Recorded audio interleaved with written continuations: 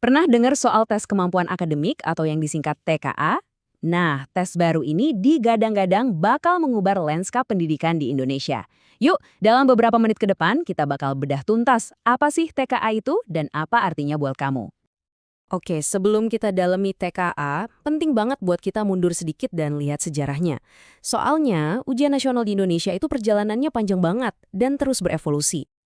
Bisa dilihat kan perubahannya drastis banget dari dekade ke dekade. Dulu ujian itu segalanya penentu lulusan. Terus bergeser sampai akhirnya muncul asesmen nasional yang tujuannya unik banget, bukan buat menilai individu siswa, tapi buat mengevaluasi kesehatan sistem pendidikannya secara keseluruhan. Nah, di tengah semua perubahan ini, muncul satu pertanyaan besar yang jadi inti masalahnya. Apakah nilai rapor dari sekolah aja udah cukup buat jadi tolak ukur yang adil dan objektif? Yuk, kita coba lihat datanya. Karena dari sini, kita bisa lihat dengan jelas kenapa muncul keraguan kalau kita cuma bergantung sama nilai rapor semata. Kalau kita intip nilai-nilai di rapor sekolah, rata-rata kan tinggi-tinggi ya, cenderung ngumpul di angka 90-an. Kesannya, hampir semua siswa itu udah jago dan menguasai materi. Tapi begitu kita bandingkan dengan hasil tes yang berstandar, misalnya UTBK buat masuk universitas, ceritanya jadi beda banget nih. Distribusinya membentuk kurva lonceng yang klasik. Artinya ada yang kemampuannya di atas rata-rata, ada yang di tengah-tengah, dan ada juga yang di bawah. Jauh lebih realistis kan? Nah, jurang antara nilai raport yang cenderung tinggi sama hasil tes standar yang lebih beragam, inilah yang jadi masalah utama. Dan untuk menjembatani kesenjangan kredibilitas ini, hadirlah TKA. Jadi, apa sih sebenarnya TKA itu? Oke, setelah kita tahu masalahnya, sekarang kita kenalan sama solusinya.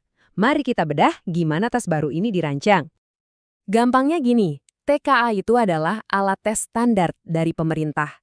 Basisnya komputer dan yang paling penting sifatnya opsional. Tujuannya bukan sekedar menguji hafalan, tapi lebih ke kemampuan penalaran dan pemecahan masalah kamu. Biar lebih jelas, coba lihat perbandingan ini. TKA itu beda banget sama UN yang dulu jadi penentu kelulusan. Beda juga sama AN yang tujuannya buat motret kualitas sistem sekolah. TKA ini murni alat buat kamu para siswa sebagai bukti objektif kemampuanmu saat ikut seleksi. Oke, konsepnya udah dapet ya. Sekarang kita masuk ke bagian yang lebih teknis. Gimana sih cara kerjanya, siapa aja yang bisa ikut, apa materinya, dan gimana daftarnya. Jadi struktur tesnya itu dirancang beda-beda tiap jenjang. Untuk SD dan SMP, fokusnya di bahasa Indonesia dan matematika. Nah, yang paling menarik ada di jenjang SMA. Selain ada mata pelajaran wajib, siswa juga harus memilih 2 mata pelajaran pilihan sesuai minat dan tujuan mereka.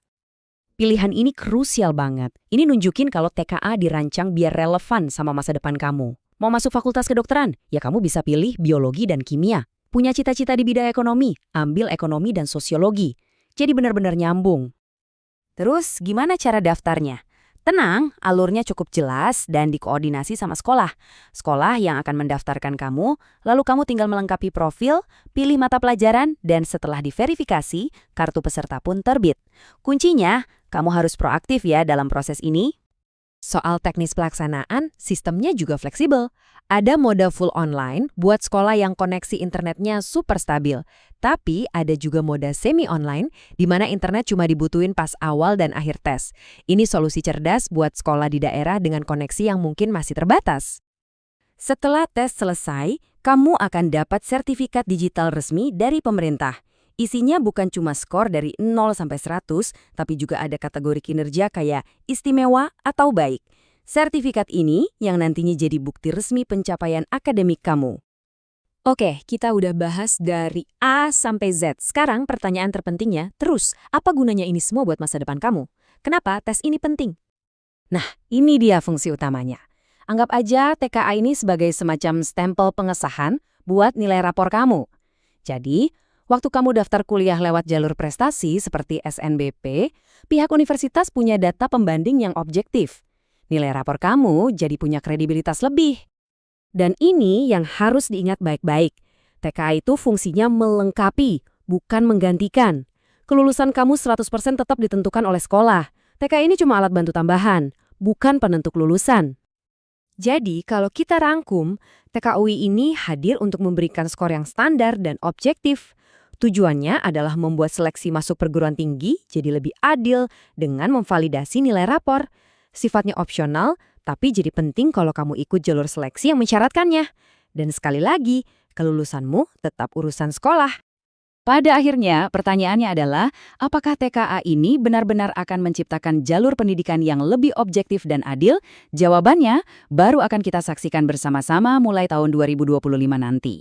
Ini adalah sebuah langkah besar, dan kita semua akan melihat bagaimana dampaknya.